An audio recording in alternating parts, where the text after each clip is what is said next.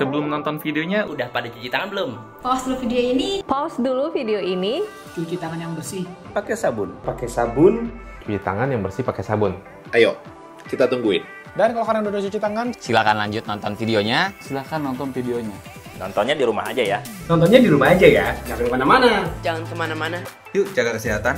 Jaga jarak antar sesama. Halo Gadgetiers, ingat nggak Oppo Find X 2 tahun yang lalu itu hadir tuh bener-bener itu wah banget ya desainnya.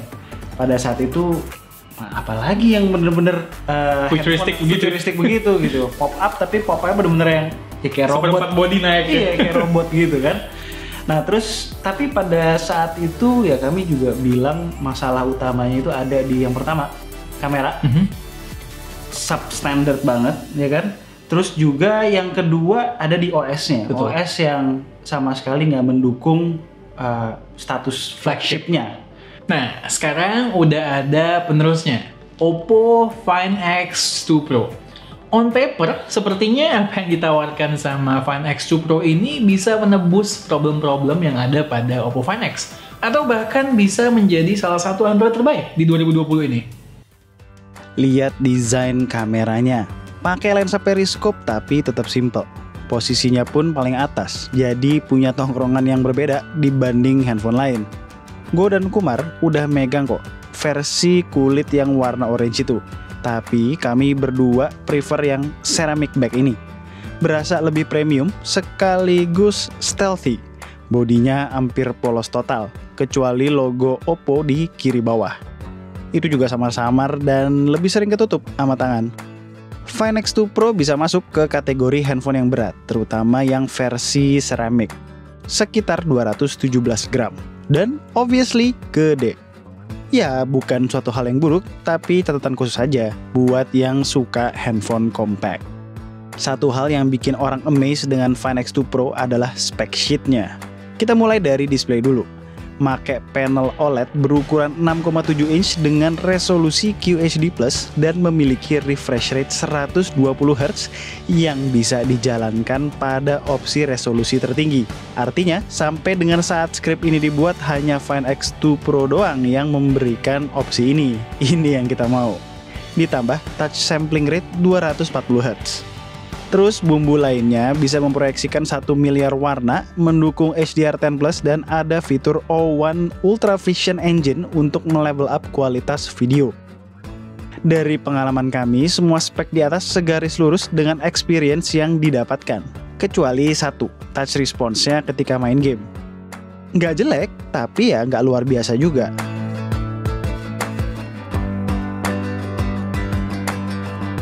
Lalu color tint yang biasa terlihat di handphone dengan refresh rate tinggi pada settingan low brightness tetap ada di Find X2 Pro tapi minimal. Terakhir yang terkait display, sekarang kita dikasih rating IP68, tentu berkat desain hole punch display. Tamat sudah cerita mengenai pop-up camera. Dan respon maupun akurasi sensor in-display fingerprintnya mantap. Beberapa hal basic yang perlu Gadgetiers ketahuin.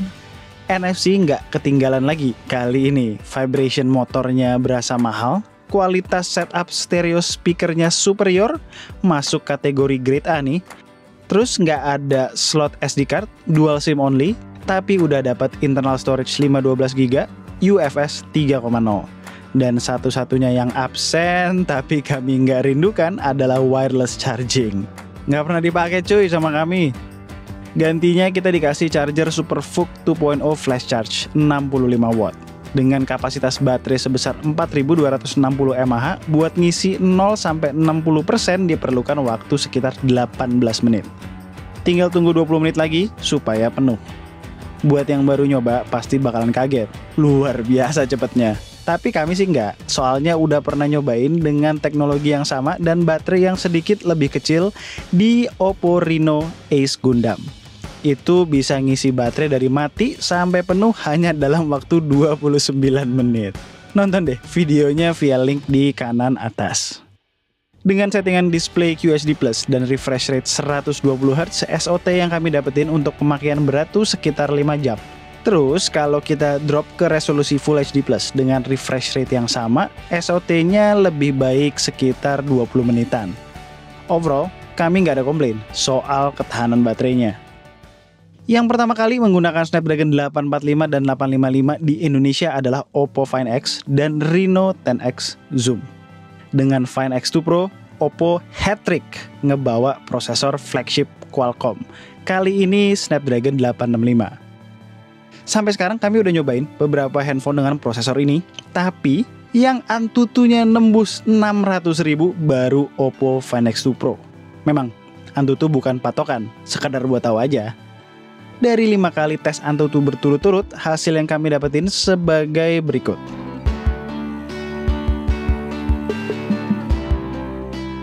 Dari hasil ini memang ada drop sekali, tapi kami nggak merasakan ada efek throttling saat dipakai ngegame secara intensif. Stabil. Oh ya, OS-nya ColorOS 7,1 dan pastinya Android 10. Dan sekarang tampilannya lebih mature dan nggak berasa terlalu kartun. Problem pembatasan auto startup yang pernah kami alami di Find X juga nggak ada, tapi kami tetap ada beberapa keluhan. Yang pertama, clear notification-nya cuma bisa satu arah, kayak iOS gitu. Kedua, by default, app di-kill di background, kecuali aplikasi chat yang umum, kayak WhatsApp misalnya. Buat ngatasin problem ini, kalian tinggal ke settingan baterai, lalu matiin Smart Power Saver. Sedikit tips, kalau ada app yang kalian mau bener-bener dibiarin untuk running di background terus, atur manual aja. Via settingan baterai, custom power saver, cari appnya dan set ke allow running in the background. Ekspektasi kami sama kemampuan kamera Oppo Find X2 Pro sangat tinggi. Satu-satunya yang missing dari setup kamera Find X2 Pro adalah ketiadaan depth sensor. Kita lihat aja nanti gimana foto-foto bokehnya. Buat selfie ada kamera 32 megapiksel dengan f2.4, punya night mode juga. Nyobain perekaman kamera belakang Oppo Find X2 Pro. Yang ini resolusinya 4K 60 fps. Kalau perekaman video 4K 60 fps-nya aja udah stabil banget, apalagi yang di bawahnya. Selain stabilisasi dan dynamic range, hal lain yang menurut kami bagus pada perekaman videonya adalah karakter warnanya yang natural banget. Terus saat kita rekam video pada kondisi medium lighting kayak di kamar gue ini, shockingly karakternya bagus, masih terjaga. Plus low noise pula. Bisa dibilang untuk perekaman dari kamera utama salah satu yang terbaik. Selain itu, fitur Ultra Steady Pro dengan lensa ultrawide juga bagus stabilisasinya. Tapi pastikan pakai di kondisi pencahayaan yang berlimpah. Loh, kok stabilisasinya malah kebalikan dari kamera belakang? Aneh aja. Handphone mid-range aja, video selfie 1080p-nya stabil. Harusnya bukan hal yang sulit untuk nambahin fitur electronic stabilization via software update nih. Tunggu, masih ada lagi kurangnya. Nggak ada opsi perekaman 4K. Tapi kalau untuk karakter gambarnya mirip kok dengan kamera utama. Oppo adalah salah satu pionir lensa periskop. Jadi kemampuan zoom yang superior bukan hal yang baru. Bedanya, di sini lensa periskopnya udah make generasi yang kedua.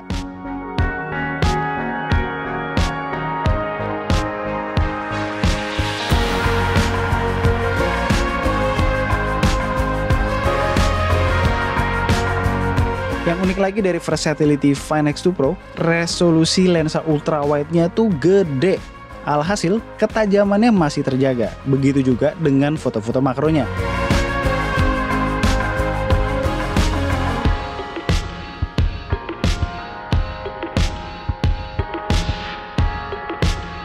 Untuk foto-foto dari kamera utama, kami bener-bener amazed dari sejak pertama kali mencobanya.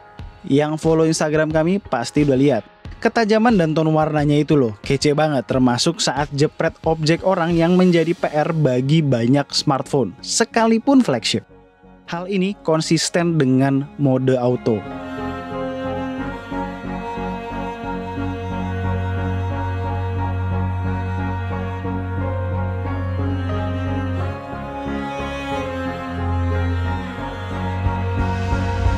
bahkan sampai dengan medium to low indoor lighting. Nggak ada processing yang berlebihan. Sekaligus itu adalah tips buat kalian. Pertahankan mode auto kalau masih ada source cahaya yang mencukupi. Kenapa begitu? Yang pertama karena memang mode autonya gokil banget.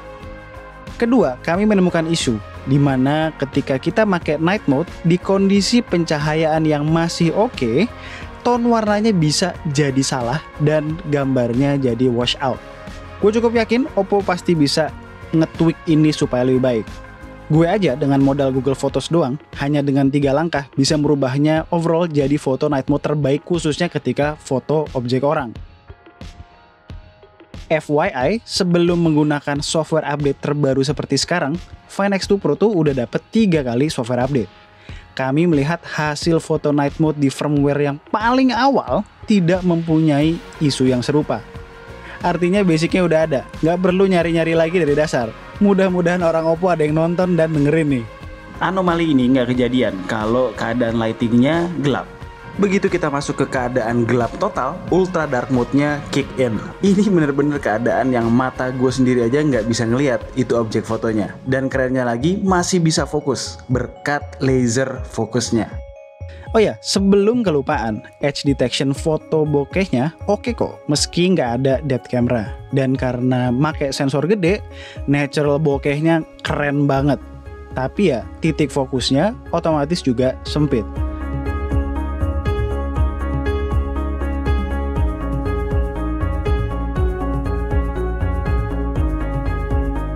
Lanjut ke foto-foto selfie dalam kondisi pencahayaan yang proper, dynamic range-nya tuh bagus banget, tone warnanya tetap natural dan tajam. Sedangkan di mode bokeh ada kecenderungan untuk overexpose. Terakhir, night mode-nya bisa dipakai di kamera depan, tapi performanya tidak sebaik kamera belakang. Sekedar membantu supaya fotonya bisa lebih kepake aja. Sebelum kita tutup, gue hampir lupa. Oppo Find X2 Pro udah mendukung 5G, tapi sayangnya di lock by software. Jadi kita tetap nggak akan bisa make sampai Indonesia mendukung 5G. Biasanya seri Find Oppo itu hadir atau rilis kalau ada sesuatu yang baru. Tapi di seri Find X kali ini, Find X2 Pro, kami nggak melihat ada sesuatu yang baru. Justru udah ada semuanya. Semua yang udah pernah ada itu diperbaiki, dibawa ke next level, dan kita dikasih spec sheet yang paling pol yang ada pada Android saat ini. Kalau bicara plusnya, menurut gue sih banyak banget. Contoh nih ya, layar dulu. Layar QHD Plus bisa 120 Hz. Dia berani tuh menampilkan opsi itu. Mungkin kita tadinya berpikir bahwa dengan opsi ini baterainya bakalan super boros. Ternyata enggak, masih aman juga, normal-normal aja gitu, masih 5 jaman dapat, ya kan? Dengan opsi mentok itu. Kalaupun misalnya habis pun ngecharge-nya 65 watt pula. In no time berapa menit? 40 menit. Around 40 menit full lagi. Kameranya easily bisa dibilang top 3 best saat ini. Kalau misalnya suka jepret-jepret, storage-nya 512 GB pula. Dan yang terakhir, Qualcomm flagship yang terbaru, Snapdragon 865 sekarang. Which benchmark-nya ini tertinggi dari segala macam Snapdragon 865 yang kita udah coba. 600.000 konsisten. Dan memang basically dipakai sehari-hari. In real life ya, di luar dari synthetic benchmark, gue belum pernah merasakan ada slowdown sama sekali di sini. Udah kan, contoh plusnya udah banyak banget kan, tapi masih ada minusnya.